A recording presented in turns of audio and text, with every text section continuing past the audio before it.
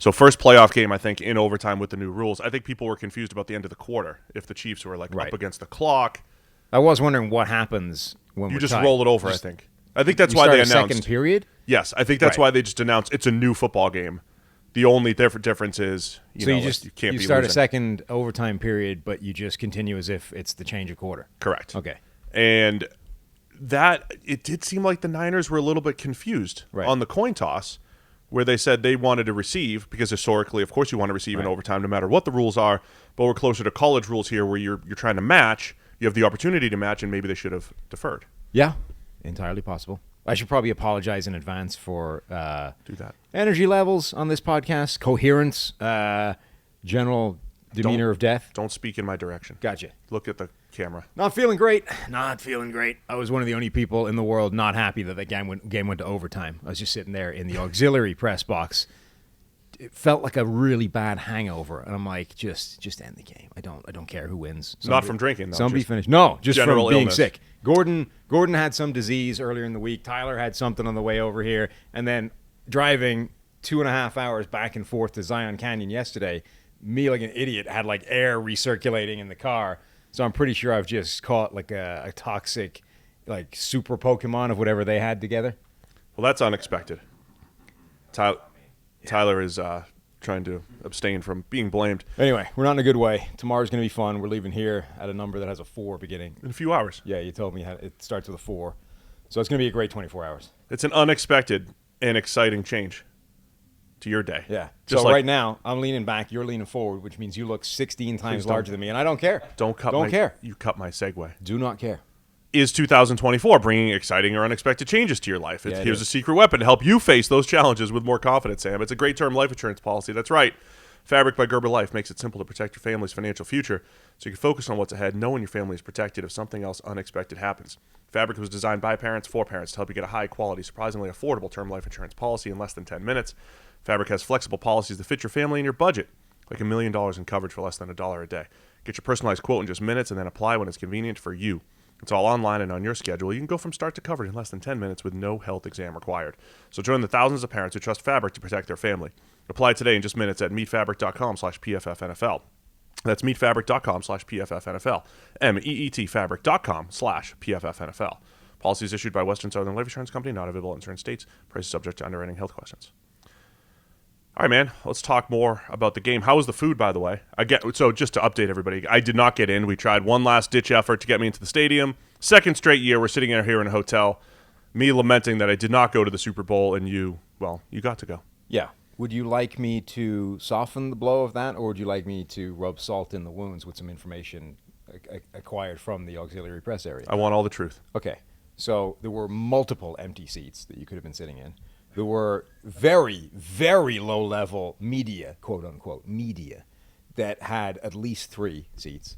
Well, we had 2. That was Why did we get screwed, man? What was going on, NFL? What was the third thing I was going to say? Maybe that was it. There's at least 2 ways you got screwed there. So I'm over here. My wife's upset because she said I could have flown home. Couldn't have done that. No. Then my second oldest child, he's got like a busted eyebrow right now. She's over there upset. Yeah. Could have been home. Sure. Because I didn't go to the game. Yeah. And you're over there telling me, hey, I'm telling you, there were spaces. We could have brought friends. There were spaces, and if this was being done in a hierarchical, who's the biggest media member here, there are people there that do not deserve the ticket that you could have had. With respect. Yes. Of course. With respect. And the food? The food was, there were 3 things that were like mystery. They weren't labeled, right? And the thing was behind a curtain. So I went down just before halftime to grab it, right? Not feeling great. Duck in behind the curtain where it looks like people are just helping themselves. I don't know if that was supposed to happen or if that's just what it was, it was animal out there, right? People are just taking the law into their own hands. So behind the curtain I go, open the warming things, and it's like mystery wrapped burger. Open the next one, mystery wrapped burger, different wrapper. Open the third one, mystery wrapped cylindrical shape. I'm assuming that's a hot dog. So I grabbed the first one. It turned out to be a cheeseburger. I was happy with my lot. That was lunch. Yeah. Could have been better. Could have been. The real press box, I'm sure. It was better than last year, where it was like literally a packed lunch with some sort of grotty sandwich. And chips or whatever. Last year I promised to eat all the wings. This year I tried to do the same. Turns out ordering Uber Eats here in Vegas, not necessarily possible. I had my order in for 50 wings plus sides, 50 from Wingstop. Okay. And took a shower. I was like, I'm going to get ready for the game. For the wings. They were going to be delivered 15 to minutes before the game-ish, so I was already pushing it, and they just canceled the order. Just canceled. Uber Eats. They just bailed on it. It just got cut. Who bailed on it? Uber Eats or It was through Wingstop? Uber Eats. It was through Uber Eats. Well, like where did the severing of the order take place? I don't know. I just know that it got canceled. Okay. So I went downstairs to the restaurant. Hey, you doing takeout? I know you've got some nice wings. No, they're not doing takeout, so I ended up going to We also tried to get food court. room service, and they were like, "No, sorry, we don't do that." No on room Sundays. service from on Even Sundays. though now there's 8 million people in this city on a Sunday because it's the Super Bowl, and they've just decided to change nothing about their day-to-day the operation. restaurant that does room service was loaded. Right. They weren't doing takeout, so I settled for the food court over here. Yeah. And then when I tweeted through this, somebody else said, "Hey, I went to Wingstop, picked stuff up. They were late with it." And Wingstop was tweeting at this guy, "Hey, we'll fix your order." And I was like, "Oh, mine was a Wingstop order too." Yeah. So we jumped into the DMs here. Did you Slid check right in that it was actual Wingstop? You just told me it was verified, but like anybody with $8 is verified now. It's verified, like orange color or whatever. Okay. It's a company. That's It's verified. safer. So they're gonna fix it. So shout out to Wingstop. They're trying to fix it for me and rectify things. Good for them. All right. Good work, Wingstop. Enough about that stuff. Yeah. Let's talk football here. Cool. Chiefs win in overtime, 25-22. Second title in a row. Yeah. 3 out of 5 years here. First team since for the Chiefs. Patriots. 03-04 Patriots to win. We use the real season, not the year, by the way. This is a 2023 championship here for the Chiefs. Yeah. So they win in 22 and 23. Did Mahomes get MVP? Apparently, yes. Probably. Okay. Mahomes, another Super Bowl MVP. Do you have a take from the TV who should have won MVP? Because I have one from the stands that's been not verified by statistics or looking at anything. Chris Conley. No. I mean, above Mahomes, no. I mean, Trent McDuffie? Yeah. I mean, Trent McDuffie was fantastic. At least 3 pass breakups, a batted pass. Okay, he made a goof at the end. He had one hold, which ended up being, which would have been huge, in overtime.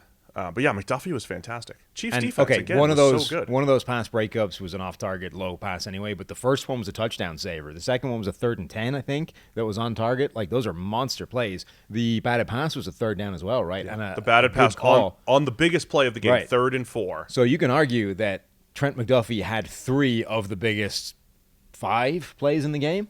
I was joking about Chris Conley. He kept making all those special teams plays. But yeah, he's in my notes. He absolutely deserves a shout-out. McDuffie stood out. I mean, look, special teams was massive in this game. And it wasn't necessarily one-sided. I mean, on defense, let's first of all, I know the game, what was the score in the end? 25-22. Yeah, so it ends up looking like a vaguely high-scoring game, but like Peyton Manning called, 10-7 or something?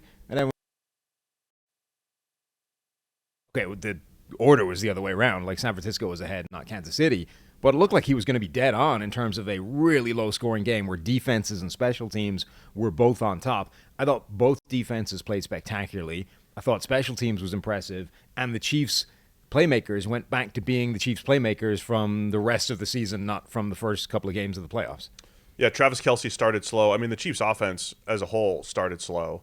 But Kelce started making plays, almost snuck through there on that screen pass at the end there. He was creating yards after the catch.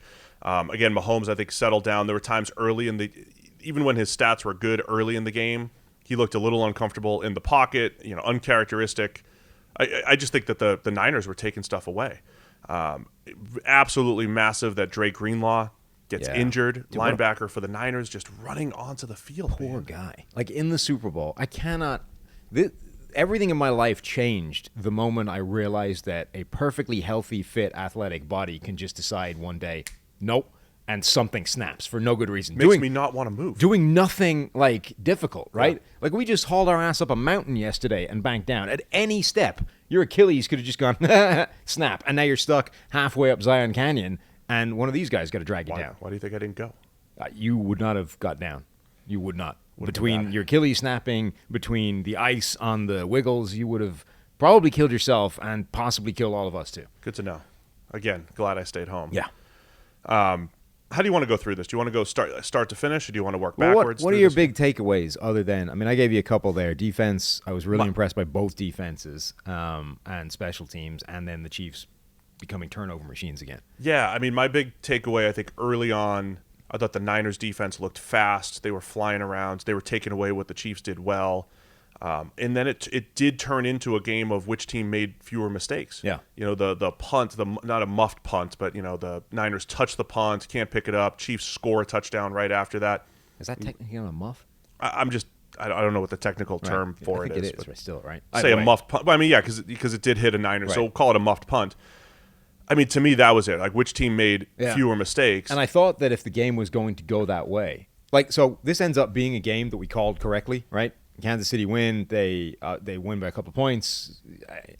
Nobody knew why the 49ers are getting all the money and all the bets, and we're still favored. Like, all of the biggest bets put in by people that have $500,000 to throw around on a game, all of them went on the 49ers, even though the 49ers were favored. Right. And yet, I think the game kind of proved them correct, which is the Chiefs went back to being the Chiefs that they'd been in the regular season. And it was, remember we had that argument or discussion, like, which is more important, the small sample size of playoff football that does seem to suggest Mahomes takes it to another level, stops making mistakes, plays in a different way than he does in the regular season, or the greater volume of plays that said, actually, this offense can't get out of its own way, and therefore the 49ers are a better football team. I think kind of both things ended up happening. The Chiefs made a ton of mistakes. All the skill position players almost made them. Mahomes made a couple as well. Yep. And then right at the end when he needed to, he managed to pull it together and stop making the mistakes, and that ended up being the difference. But I did think that if the game was going to go that way, that Kansas City went back to being a mistake-ridden team, the 49ers would be the team to win by virtue of simply making fewer mistakes. I think from the Niners' perspective, there were missed opportunities in the middle of the game, say middle of the second quarter into the third quarter, where the Niners had possessions, and again, it goes both ways. Like, the Chiefs' defense made huge stops. They did a great job, I think, keeping the Niners off schedule. I think there was points where it felt like the Niners maybe didn't run the ball enough. I think and I get why they did, right? I mean, you can't just go run, pass. They were trying to take shot plays. I thought they were aggressive early on. Brock Purdy was throwing the ball down the field. They had the trick play for the one touchdown. But the overtime drive, I thought, summed it up, right? When they got those 4 yards here, 5 yards there, even when they had a 2 or 3 yard run, they were a little bit more on rhythm. When they had to pass, and they took some big shots on first downs and made some plays. Yeah. But I think they had to pass on early downs, because my other big takeaway was the Chiefs' third down defense. They were playing a lot of man coverage, tight man coverage, and the Niners weren't able to create any separation. I thought both teams did a really nice job third down defensively, where both quarterbacks had nowhere to go. They were holding the ball for a long time. It was so fascinating because both defenses were doing this incredible job, particularly on third downs. As you said, the 49ers were doing a better job of getting first downs before third down. But once you got to third down, they were winning and dominating and forcing the offense off the field, but by completely different ways. The Chiefs were blitzing the living crap out of Brock Purdy, playing man coverage and just saying, okay, find the guy, right? And he wasn't able to for most of the time. And the other way, the 49ers were blitzing basically not at all and winning with just 4 guys and winning about as regularly as that. And Mahomes was having all kinds of problems as well. The other key takeaway, I think, as predicted, Chris Jones getting pressure at the right time. There was one play, he created the pressure, I believe, when Brock Purdy had Deebo Samuel behind the defense and just hits him as Purdy's throwing to force the miss. And then the same thing, late in the game, in overtime, but that forced the Niners field goal, basically. Yeah, there was a play in overtime. It might have been the first one you were talking about, actually, where I specifically watched him. He went and lined up out wide over Colt McKivitz again. The George Kittle, I think, started off on that side and kind of threatened the chip and then went in motion. And he was one-on-one with McKivitz. And McKivitz actually did a really good job of holding up. And it might have been that play where eventually he ended up at Purdy's lap, but that felt more like a Purdy mistake than McKivitz getting wrecked. Like, I thought he actually did a really good job of anchoring and stopping that, which most people are not able to do. There was some narrative stuff that could have been changed. We got Kyle Shanahan, one of the biggest plays of the game, decisions in the game. I do feel sorry for him. You are allowed to look at me, by the way. It's okay. I was just joking. Whatever you want to do. There's the TV's on over here. I can get some more information. Oh, you're watching TV. Live. Just read it. Yeah, That'll be your analysis. 4th and 3 with the Niners down 3. We're not going to hear a peep about that from the take the points crowd. Where are they? I mean, if the Niners win the game in regulation or in overtime, you go back and say there's a decision where they're in field goal range. Not a 48-yard. I mean, it was a pretty easy it's like a chip field shot. goal, right? For a guy who, I mean, we said going into the game, Jake Moody is a potential weakness relative to Harrison Buckner. He starts off the game breaking the record, the Super Bowl record for the longest field goal. He played well, and then they decided to go for it on that fourth down. Huge call, and they get a touchdown out of it. Not on that play, but a little bit later, and nobody is going to talk about that now. Then there's so the Niners go up 3, have the extra point blocked. Yeah.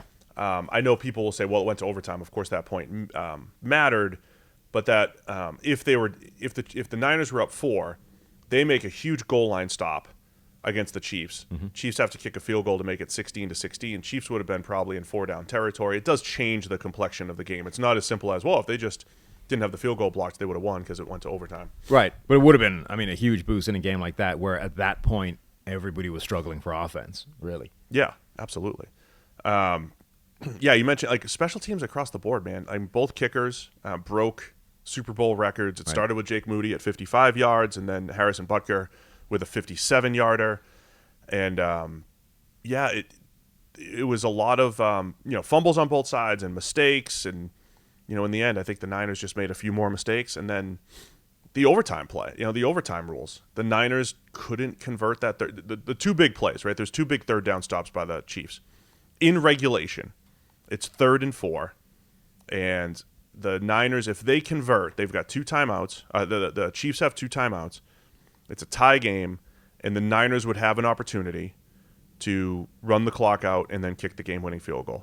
That's when Spags sends the house, because that's what he does. Trent McDuffie comes unblocked, batted pass on the blitz. Niners had double slants.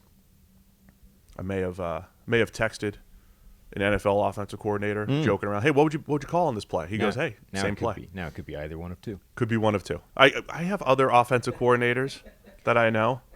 I know other offensive coordinators. It's like when we couldn't name, a team that worked for PFF because not all of them did, Once every offensive coordinator is now my buddy, right? I can start saying I texted one. But the answer was, I'd run double slants, little blitz beater, and didn't, same call, basically. And then McDuffie saves the game there. That was that 3rd down, and then 3rd and goal in overtime, forcing the field goal for the Niners. Those ended up being huge plays. Steve Spagnuolo, man, does it again. Mm-hmm. Everything he does. I thought the man coverage on 3rd down, picking his spots with the blitzes. What an unbelievable season by Spags. Yeah, incredible. I mean, we said going into the game, he's one of the best individual game planners as a coordinator. His Super Bowl game plans almost every single time are insane. He does an incredible job. And they started kind of slow. Like, the 49ers' first drive was crisp, was moving the ball, and then they put the ball on the ground, right? And they, instead of getting what looked like a certain opening touchdown, in a game where the Chiefs deferred, they bucked the trend of recent teams taking the ball against San Francisco and trying to knock them out of that thing. The 49ers went right down the field, almost were about to put a touchdown on the board, and then instead fumbled the ball away and kind of set the stage for a game that was just going to be full of sort of drops and fumbles. That's kind of been the Chiefs' defense this year, though. They had a bunch of games where they give up 10 or they give up 17 in the first half, and then in the second half they just cracked down. They didn't completely crack down. They didn't completely shut down the Niners, but they held the Niners to 1 touchdown. Yeah. And it came on that trick play. May have been illegal man downfield. I didn't see the replay on that. That trick play was fascinating because it was a legitimate second read by Juwan Jennings. Like, they had he gets thrown the ball, and he's looking deep downfield, and eventually talks himself out of it and comes to the second read, which is that screen across the other side of the field. Ball hangs in the air for an age, but I don't remember one of those trick plays where the guy has completed like the second read on the play. Like, he talked himself out of the first one and came back to the second one, and that ends up being a huge play.